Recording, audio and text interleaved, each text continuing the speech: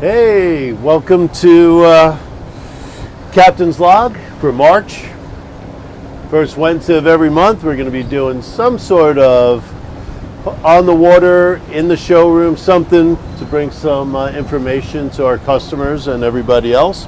We're up here at Hillsborough Inlet. We're on a 24 Calypso by Chris Craft is the boat we're using today. Beautiful little boat. So let's just make a little turn here. We're going to start heading back south. I'm going to talk about how to interpret the signs on the water, what you should be looking out for, although it's not all that busy out today. So we'll see. Haley, get a shot right here of number 72. You see the red marker there? You know, if we had just come in the inlet and we go south, red markers are always going to be on your right side. It's called inland water rules. So you come in through the inlet, red right returning, everybody knows that. But if you came in and went north, red would be on your port side. But if you went south, red is on your starboard side and green is on your port side. That's all the way up and down the East Coast. So as we come up, things to look out for. Well, let me go through a couple of questions that people ask. Let's look towards the back first. I've got a very small wake. Everybody asks, what's too much wake? It really depends on what the signage says. Also, they ask me, what RPMs or miles per hour should I be doing? It really varies on the size of your boat, and it varies by how much weight and which way the current is going. Right now the current is on our stern. So imagine this current is pushing us south. If we were going into that current, we displace more water and we have a bigger wake. So I could cheat a little bit, you know, at 8,000 RPMs heading southbound. So since I'm being pushed, let's look up over here. Slow speed, minimum wake. You all see that sign there? Minimum wake. That means you can have a wake. And I'm actually going to speed up a little bit. I could give this a little speed. Haley, just aim up front a little bit. See right up here where the bow is? I had no bow rise. That's how you interpret that sign. You're allowed to have minimum wake, a little bit of a wake, as long as you have no bow rise. The bow didn't come up at all. The hull of the boat, the bow of the boat is still in the water 100%. But I just went from 7,000 RPMs to close to 9,000, 8,900. So it did picked up a little bit of speed, and I'm able to do that. It's very important, though, that you pay attention to all of these signs. Also, at the end of the month, March 31st, we go back to, not in this area right now where I am, if I delivered your boat, you know where I am, just southbound, just south of the Hillsborough Inlet. You still can speed here, but in the high speed zones, the signs will change. March 31st, manatee season, as we know it, is over, so you'll be able to pick up a little speed, so your ride down to Fort Lauderdale or Miami will be a little bit easier. Something I always tell our customers on delivery, we'll go back to talking about wake. You are responsible for your wake and any damage that your wake may cause. So in other words, if you're cruising down the Intracoastal and you've got over a 15-inch wake and you're moving at about 40 miles per hour where the speed is only 25, and you damage somebody's boat or you damage somebody's dock, you're actually responsible for that damage. So just beware of that. You should absolutely know that. And this evening also, you know, because it is dusk, I've got my running lights on. So I've got my green and red light on the bow there, and I've got my stern light up on top. Uh-oh, what's going on here? Somebody's getting pulled over. I actually saw him going a little bit too fast. Coming around that corner, a little hurricane there. So police are out doing their job this evening. It's probably Sergeant Allan, who's right on my canal. Happen to know the local authorities here, which is always good. You know, the police really don't want to give you tickets. They want you to do the right thing. They want you to observe the signs. They want you to pay attention. They want you mostly to be safe and nobody to get hurt. And when I deliver a boat, most of you know, if I've been out with you, that's all I talk about. Be safe. Always expect the unexpected. You never know what's going to be going on. So anyway, let's go back to this. We're heading southbound. Should always be aware of any boats coming out of a side canal, like over here on the right side. Another one's going to be coming up a little bit further down on the left side. You know, don't always expect somebody to abide by the rules and slow down and give you right away.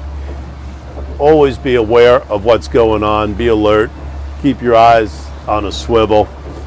Before you ever slow down, if you're at high speed, you should always look behind you. There's a guy riding inside of your wake and he wants to stay zipped up on your tail end. You start pulling back on the throttle, you don't look back, well, you know, you don't want him on top of you. The other thing to keep an eye out is if you're going to make a turn and head north. Right now we're going south, you turn around, you're going to go north. Always look over your shoulder before you make that turn to make sure nobody's trying to overtake you on either the port or the starboard side. So we're coming up to another sign over here. Haley's actually my camera woman, and without her expertise, none of this ever happens. So that says idle speed, no wake. Well, no wake is no wake. So let's see. My daughter's sending me a text. I can't read it. Hopefully the microphone is working okay. Should I read it and see? Let's make sure that, oh, thank you. Anyway. Tell me I look thin. I love my daughter. Thank you, thank you, thank you. Anyway, the sign right there said no wake. No wake means no wake. You'll always get stopped if you're waking out in a no wake zone. Also, let's shoot back forward. You see the bridges coming up? It is always no wake under a bridge. There's no exceptions at all. So we already passed one no wake sign. Generally, there's another no wake sign on the bridges. So we're going to get up right there. As soon as we get up to the bridge, I'm going to start talking about those tide boards and what things to look at on these bridges here. So first of all, we've got the tide coming in. It's on my stern. It's pushing me. If I was heading northbound, going the opposite direction and came to the bridge, and there was a bigger boat there, and he has the tide on his stern, he actually gets right away for two reasons. One reason is because the tide is on his stern. It's harder to hold the boat when the tide's on the square of the back there versus your bow. The other part to that is he's got a bigger vessel. Bigger vessels get right away. So as we get up to the bridge, there's something on there that's called a tide board. It tells you the height. And I'll slow down when we get over to this bridge, and we'll point out the tide board, and I'll explain how to best interpret it. Haley, you want to just take a little shot of that bridge? You see how the bridge curves in the center? I add 3 feet onto everything. So now let's look at the tide board right here on the right side. You see the 8, the 10. Right below the 10 where you see all the sea growth on there, it's another hash mark at 11. And we're almost at 12 feet. That 12-foot mark is at the fendering system where the wood is to the lowest steel is where that 12-foot mark is. But I've got 12 plus 3 right here in the center. I actually have 15 feet that I could clear this bridge with. And yes, it is illegal to call for a bridge opening if you don't need it. In other words, if you just have an antenna up and that's the only reason you're calling, that bridge tender could actually take your boat name or your FL numbers off of there or ask for your registration number, and he can actually call the police and they'll issue a summons to you. If you've got outriggers that you just don't feel like putting down and you call for a bridge raise just because of that, same scenario. You really are not supposed to be doing that. You're supposed to put down your outriggers. You're supposed to put down your antenna or anything else that would come into effect there. If you've got a radar dome, FLIR, a bigger boat, you know, I drive some pretty decent sized vessels. You got a bigger vessel and you can't put down your dome, it's not on a hinge, or you can't put down your stern/anchor light if that's what you have, well, then you're more than entitled to call in for a bridge opening. Bridge openings are done on Channel 9. It's always on Channel 9 on the Intracoastal Waterway. Channel 9 is the one that you'll also use, the channel you'll use to speak to other boats if you need to make some sort of passing arrangements in a narrow area. Channel 16 is actually used on the ocean. Coast Guard monitors both. You know, they hear what's going on, everything is recorded and saved for a number of days in case, you know, there is some sort of incident that they need to go back and review and see what could have been different, or who is at fault, or, you know, is there a summons that needs to be given out? So I'm just trying to give you all the different scenarios and give you as much information. Let's see what this next sign coming up is. So I actually know that that sign's going to change at the end of the month. You know, two things are going to happen this month, which make me really happy. We get to spring ahead. We're going to change the clocks. We get more daylight, more boating time. Means that my schedule will get really full because I'll probably be doing deliveries twice a day, which is okay. Start one in the morning, then do one late in the afternoon. So this sign says right here, slow speed, minimum wake. On the bottom, it is blank, but they're going to flip that board over at the end of the month, and it's going to say slow speed, minimum wake, weekends, holidays, 7 in the morning to 7 at night. You can see November 16th, March 31st is manatee season. So I'm actually going to pick up a little bit of speed again. And we're going to head down to the next bridge. And on the other side of that bridge is another sign that I'm going to help read and let you folks understand that. And also there'll be a red and a green marker down there. And we're going to go through that and understand once again what those represent to us. If you see somebody in distress here on the Intracoastal, they lose power, something like that, you know, you could always help them out if you want, or call, use your Channel 9, get somebody on the radio, and they'll actually, either they'll get CETO or the Coast Guard or local police. Our police right here actually monitor it. They're right at Alsdorf boat ramp, and they do monitor all of the channels so that if there is an emergency, they could come on out and help you folks out.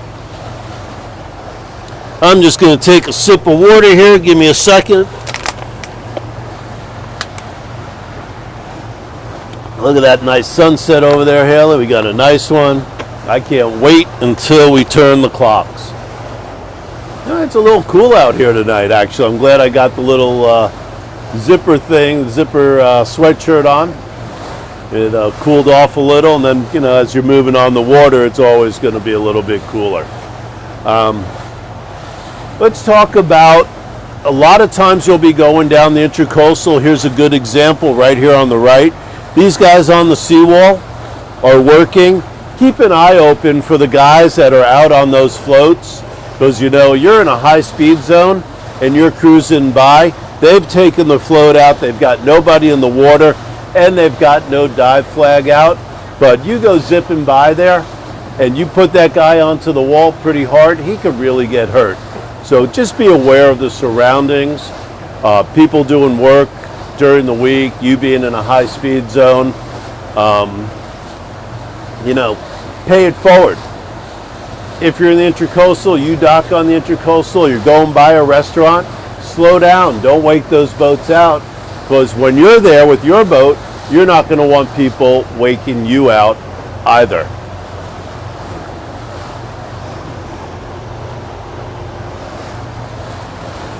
I'm going to tell you, a fabulous night out here tonight.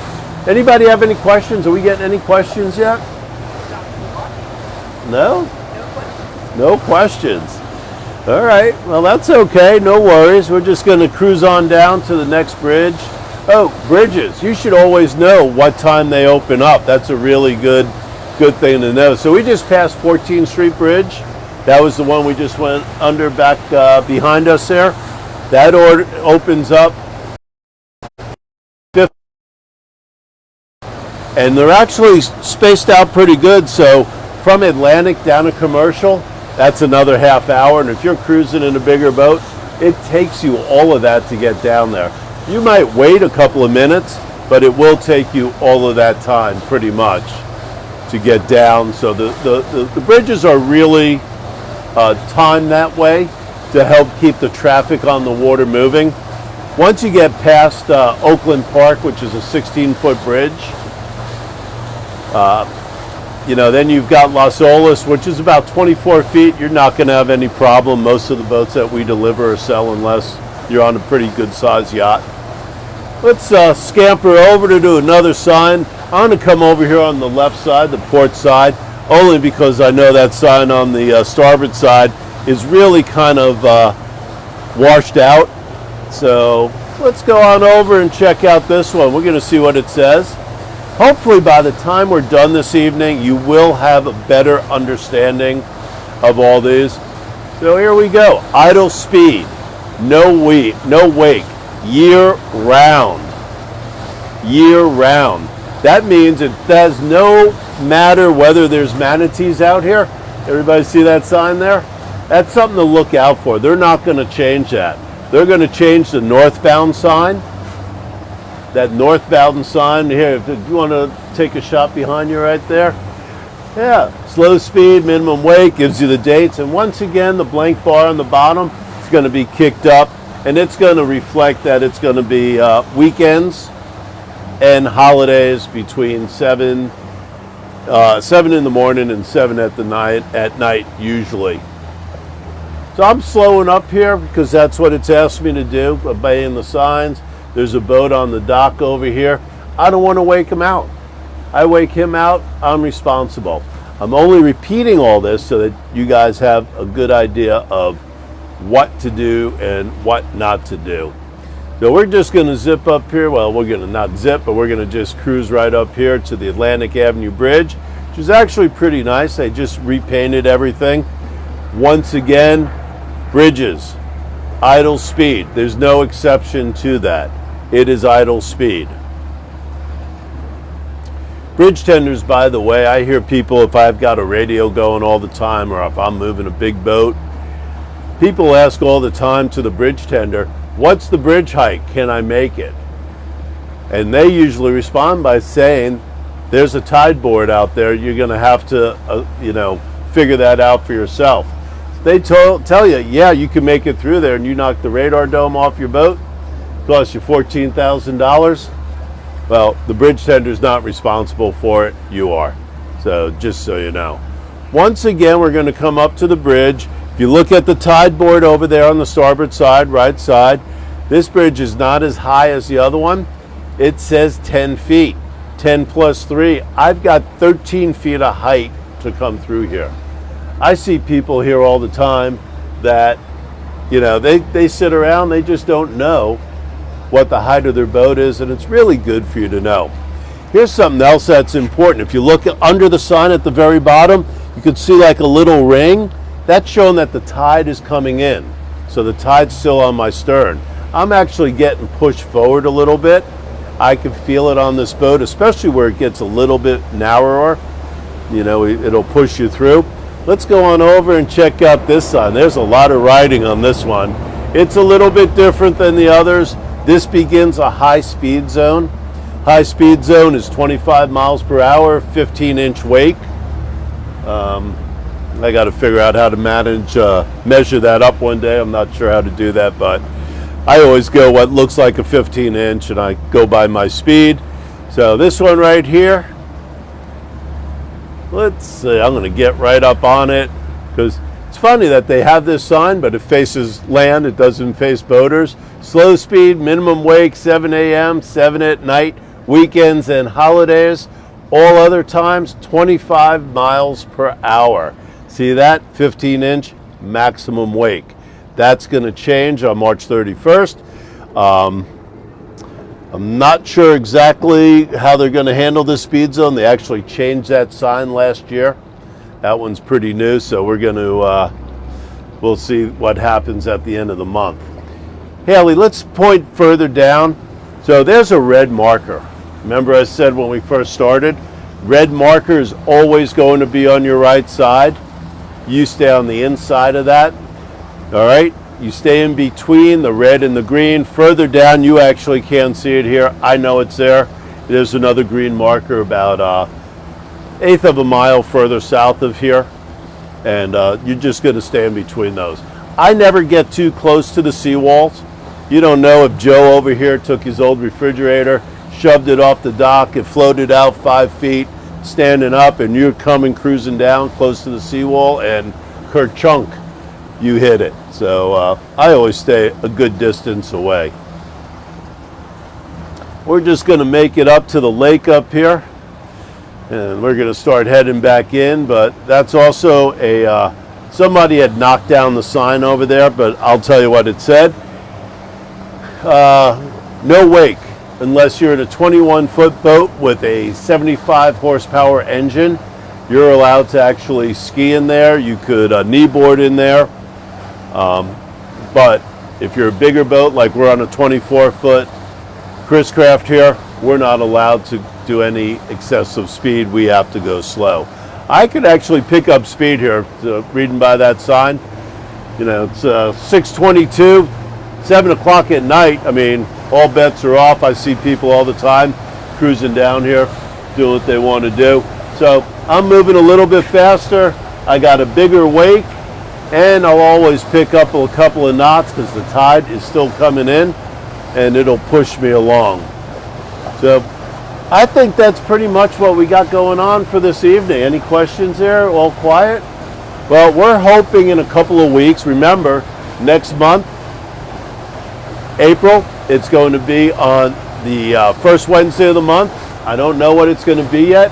If we have a bigger boat in stock, we might actually take some people out, do some boat handling skills, pivoting, joystick, bow thruster. I don't know what we're going to do, but I guarantee it'll be something that will help you all sooner or later with boat handling. Anyway, thank you for joining Haley and I, Sundance Marine, on this beautiful Chris Craft this evening. And have a great time, great night. Be safe out there if you're on the water. And join us next month. Thank you.